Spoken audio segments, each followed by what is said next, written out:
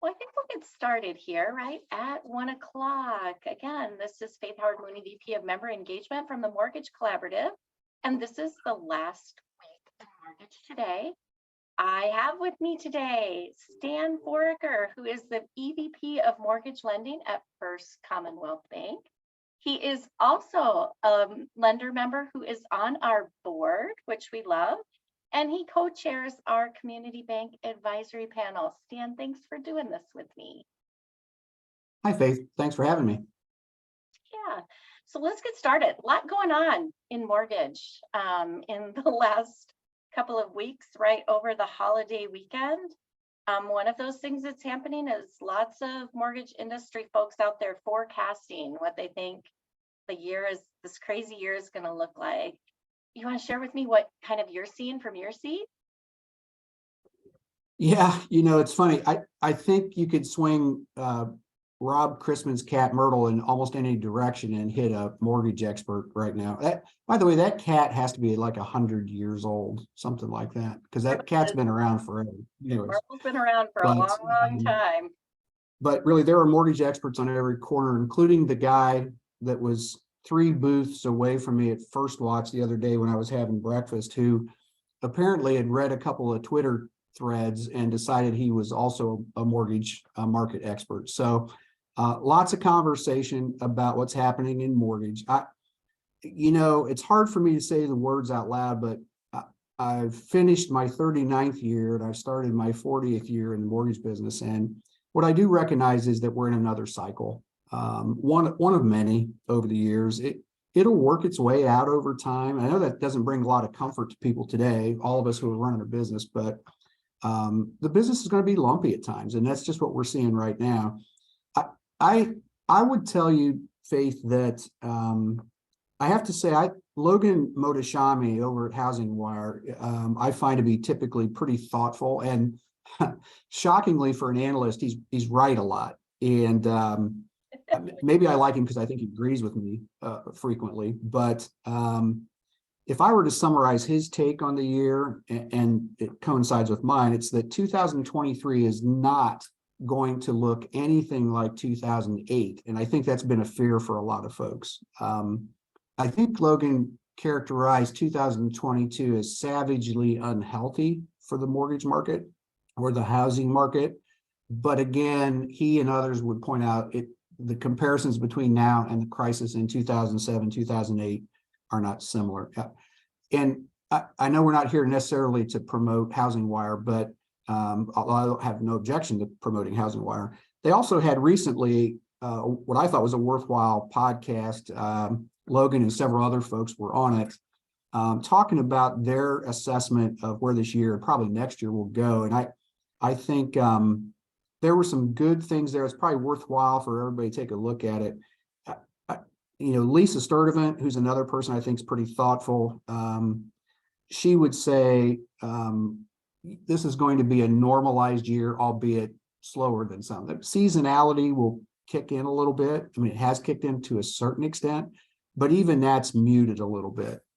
If I had to predict something, Faith, based on my experience, I think with home prices moderating to a certain extent, and with rates probably going to settle in this 100 basis point window between high 5s and high 6s, I think eventually we're going to have an intersection of buyers and sellers that'll start to really move the market a little bit. We're already seeing purchase activity pick up a little bit. We do as an industry have to do what we can to mute the headlines a little bit. And what I mean by that is every time somebody says it's the highest ever or significant increase or significant decrease or record setting, they use those phrases.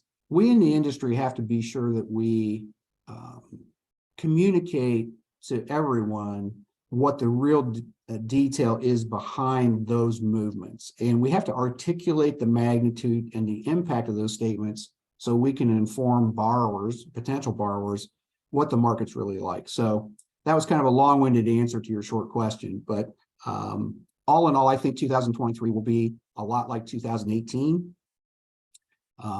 with rates in these 5s and 6s. And some muting of home prices. And by the second half of the year, I think sellers will start to come out of the woodwork a little bit more. So. Love the headlines. They are, we need to remind ourselves that they are just that. They're headlines to try to capture people's attention. Words like crisis always seem to just like, it just eats at me just a little bit. It's like, well, I'm not quite sure I agree with that, but they are just headlines. So our focus in this segment has usually been things that have happened recently, things happening in the last week.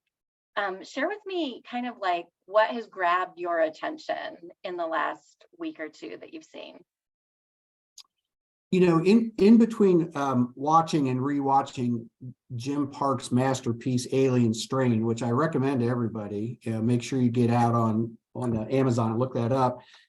I saw a interview with Matt Rocco, National MBA's chairman this year, and Matt in this interview used the phrase recalibrating several times throughout the interview. He just kept talking about recalibrating.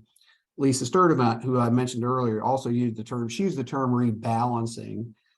Whether it's recalibrating, resetting, or rebalancing, I think that's the thing I'm seeing, and we're all seeing right now in the last week to the last month or two, the last 6 months, frankly, is as the industry has contracted a little bit, there's been some recalibration. I mean, you see it in headlines too, like Lone Star purchasing Home Point's wholesale business.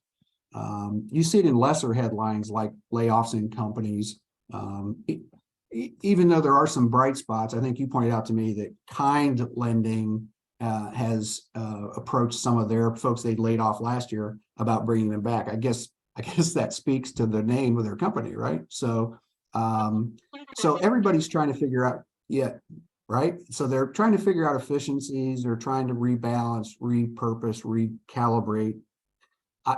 That's a headline, or that's an undertone, not a headline. It's an undertone in the industry. And I saw it last week. I saw it last month. I saw it the last 6 months. I think we're going to see more of that in the days ahead. So. Conversation that we've had in a number of different places, but would love to get your take on it. What do you think about the delay in the GSEs implementing the more restrictive LLPAs? Is that a good thing? And what do you think is going to happen next? Yeah, I definitely think it's a good thing, but I don't think the work's done. As you know, Faith, TMC authored a letter to FHFA to express the sentiment that this strategy, this LLPA strategy, if finally implemented as originally proposed, would probably be detrimental to the overall mission of the GSEs, and it would have, we believe, a very negative impact on housing and households for the foreseeable future. So frankly, I don't know if there's anybody listening or 100 people listening, but regardless, every single person listening today or next week or next month should be active in working against these restrictions. And frankly, every TMC member should use this opportunity to contact Director Thompson and express concern about these LLPAs. So the work's not done. Thanks to Mike Metz and Jody Hall and others who contributed to that letter that came out of TMC. I do think Director Thompson is thoughtful and interested in serving well. And so she listens, and I think that's good. As you know, Chris Dickerson, a senior advisor there, came to our last conference, was again also very receptive to feedback. So advocacy for the business is very important and for the industry, and this work around LLPAs is a really critical piece of the puzzle. Agree that it does appear right now that we do have people who are listening, which I think is our lender members see that as a very, very pleasant change. At least people are listening at this point. So I agree with that completely. The markets that you serve, you are a lender in the Midwest. What are you seeing around home prices where you're at? We're seeing a lot of news, you know, coastal places, like a big difference between the two, but I would love to just get your feedback on where you're at in the markets you're in. What are you seeing?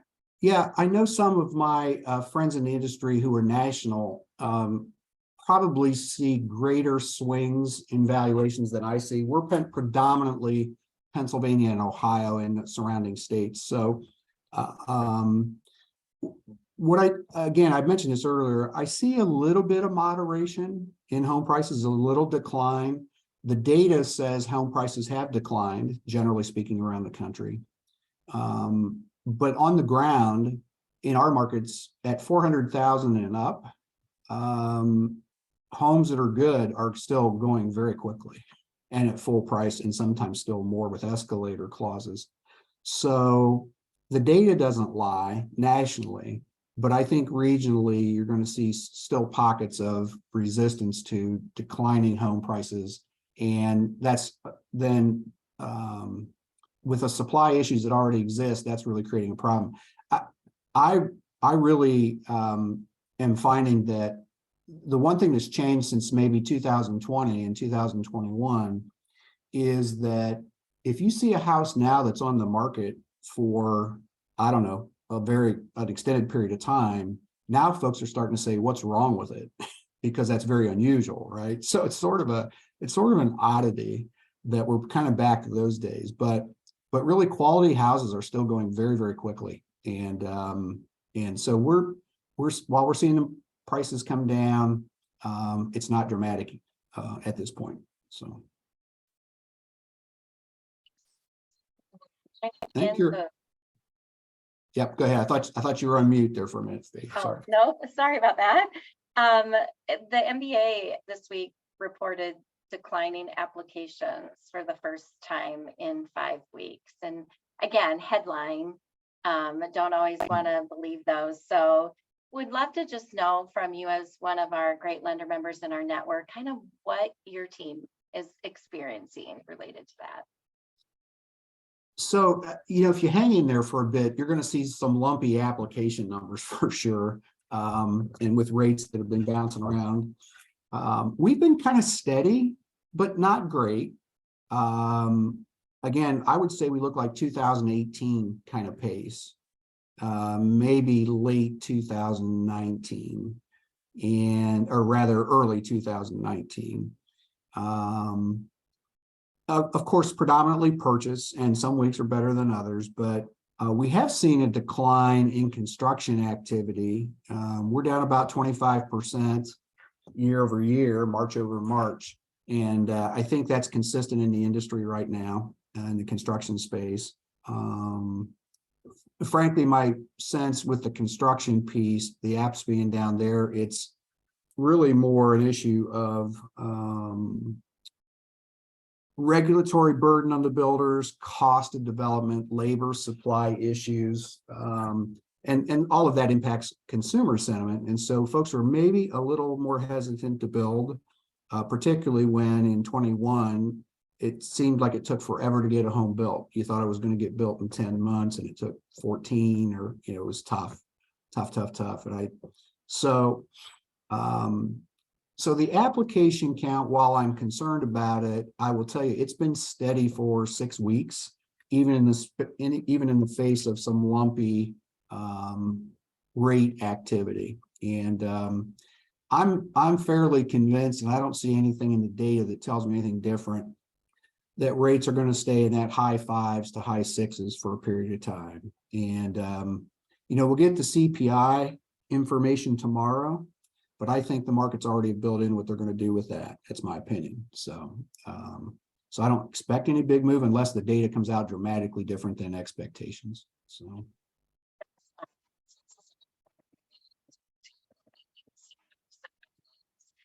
In our different conversation about good thing to have happen, mission of the GSEs as well. Any suggestions? I know there's no easy answers, but any suggestions on what you think the industry can do in regards to affordable housing? Yeah, Faith, I'm pretty passionate about this, and I think I've told this story. I don't know if I told it in this forum before, but I sit on the board of Habitat Pittsburgh, and a few years ago, my very first home dedication as a board member was to a young woman, single mom, 2 kids. And during the home dedication, we found out that she was the first person in the entire history of her family and extended family to ever own a home. And her grandfather was over in the corner with tears running down his face. And while I understood intellectually that those kinds of things, that happened in families, and that issue existed in families, and that there were lots of families who had not had an opportunity to create wealth through home ownership, that was the first time I felt it empirically. Because when you see this gentleman weeping because his granddaughter is the first person to own a home, and by the way, that changes the trajectory of the lives of her 2 kids forever compared to what others have done, right? Absolutely. So Habitat's a good example of organization that produces affordable housing and makes it available to folks. So I'm very passionate about affordable housing, and I think the industry is doing a better job of addressing this. I think it's front and center like it's never been before. MBA has a program called Convergence. Convergence is taking place in 3 cities currently, and I think they're about to announce a 4th. I won't spill the beans, but Convergence, MBA's Convergence program exists in Memphis, in Columbus, Ohio, home of the Buckeyes, and newly introduced in Philadelphia. And again, there's going to be a 4th one, I think, announced fairly soon. And Columbus Convergence, Convergence in those cities is really an effort to bring together all the stakeholders that are involved in housing, whether it's a community development organization, whether it's a builder, whether it's a lender, whether it's municipalities, all the folks that could be involved, and work together to figure out what the barriers are, how to eliminate those, how to find ways to create synergy to make it easier for people to figure out what's available to them. There are lots of resources today, frankly, in almost every city for down payment assistance, closing cost assistance, low cost financing, expanded credit box. There are more and more SPCPs being developed in markets, special purpose credit programs, that make it available. And it's just a matter of education and getting the information out to people. So what the industry can do is continue to support all those kinds of efforts, whether it's something like National MBA's Convergence programs in your city, or it's a matter of developing expanded credit box programs, making sure you're able to educate consumers, particularly LMI consumers, on programs that are available. And the other thing I'd say, Faith, is what the industry can do around affordable housing is there's a paradigm that has to shift, and that is we're in a business, we're a for-profit business, but we're also a service business. And when you're a for-profit business in the mortgage business, if it doesn't close in 30 to 45 days, we feel like that's a bad thing because we're not making money, right? So we have to, in affordable housing, we have to adopt a more patient approach, because a lot of these folks, not all, but many of these folks need a longer period of time to resolve credit issues, to walk through some of the verification process, particularly if they're first-time home buyers. It's a new thing to them. So that notion that we got to close it in 30, 45 days, it might be 6 months.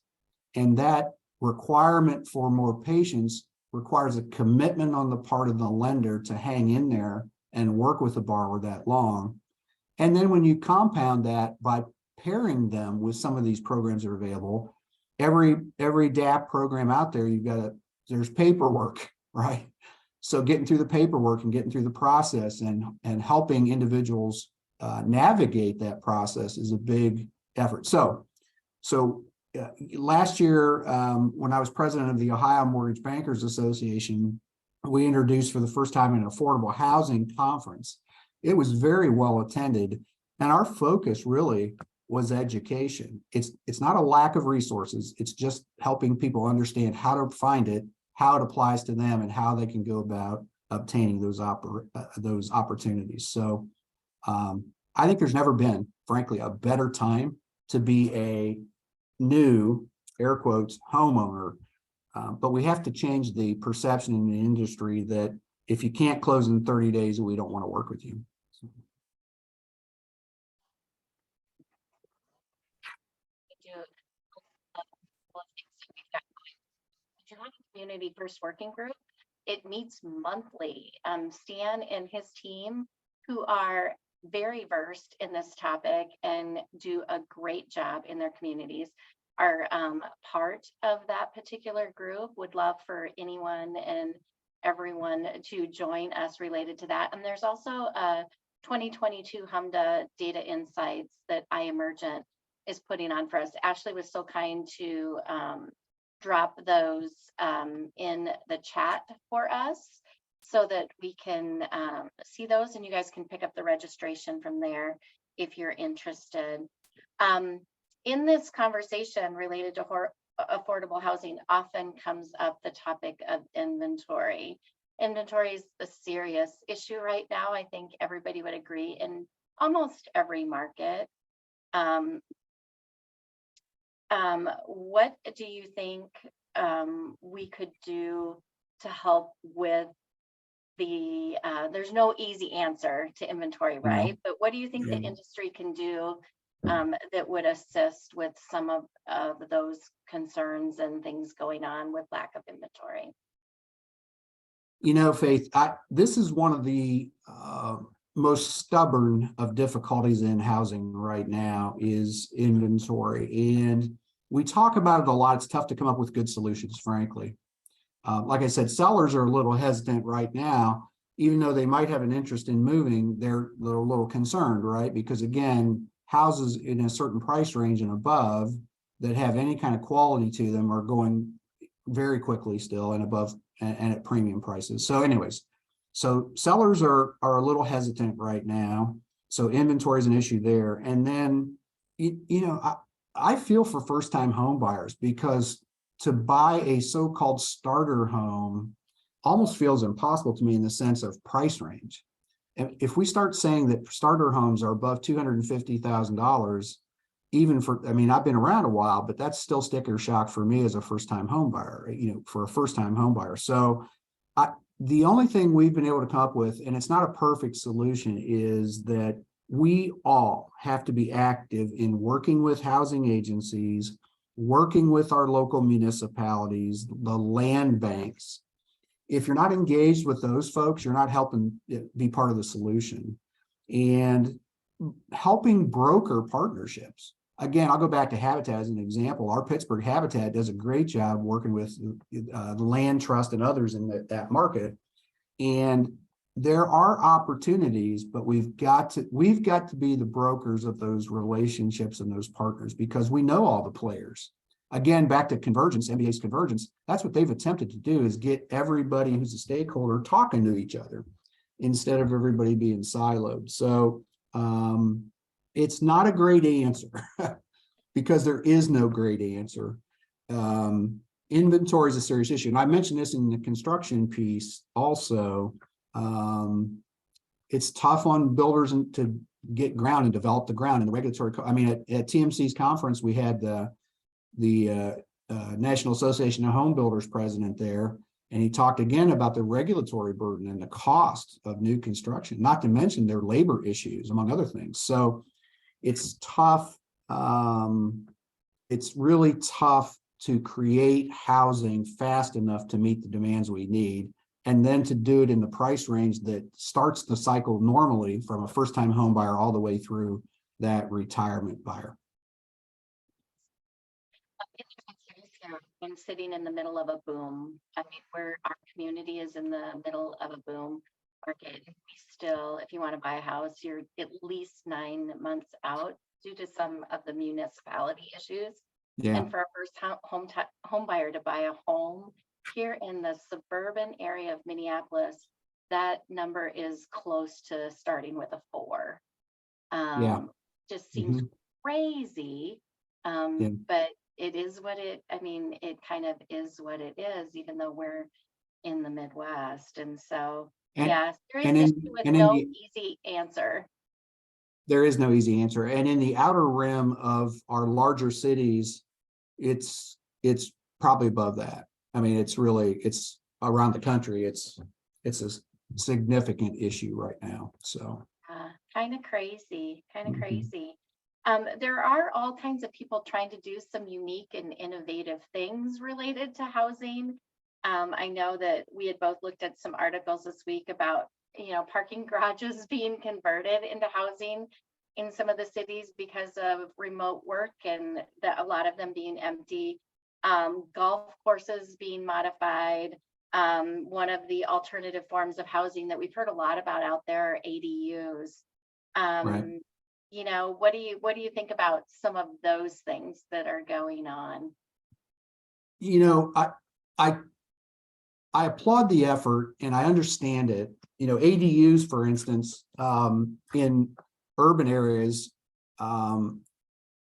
it makes, I mean, I understand it because there's just such a heavy need and you need more density. And that's one of the ways to get more density. But I don't think it's a long-term solution across the country. And I think things like turning parking garages into housing are trendy and kind of a fad. And again, I applaud the effort, but I don't follow fads and I haven't in my 39 years. If I did, I'd still be wearing platform shoes or something. And so I do think we're going to see more heightened activity around multifamily because density is the only way you can really deal with the profitability issue for those that are developing, right? They've got, because of the cost to build, they've got to have density. That's why you see it's really the only answer to the regulatory cost, the government headwinds in the supply realm. I mean, it's just on and on. So multifamily, I think, is going to grow. I think we're seeing that already. And it sort of shows up, by the way, in the cost of rent, as we see data coming from many sources about the pretty dramatic increase in rentals right now. That's reflective of that very issue. So I think alternative forms of housing are a fad. I think they are specific to certain markets or situations, again, like urban areas. I just don't know that it's a long-term solution. But again, back to inventory and supply, I don't have a great answer, and I don't think there are great answers right now. Derek, thanks for the comment out there. He agrees with you completely, Stan, in that ADU and parking garage conversions make good headlines, but they're not necessarily solutions to the challenges that we have related to that. We are almost at the end of the hour. One last thing that I would love to just get your feedback on while we have you today. Any thoughts at all on the CFPB non-bank registry rule and MBA's response to that? Yeah, very quickly, without getting into the weeds, and we don't have time anyhow. Yeah. I would agree with MBA's position, and this is my paraphrase, that it would be doubling regulation and really unnecessary. It wouldn't have the positive impact on consumers that they imply that it would. And so, I mean, regulators exist to regulate. I mean, that's why they're there.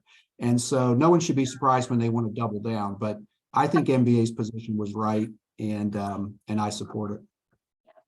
Yep. Stan, it is always a delight for us to have you. You've come to our rescue many times. Your team is awesome in helping out others within the TMC family. So thank you very much for doing this with me today. Thanks, Faith. Have a good day, everyone.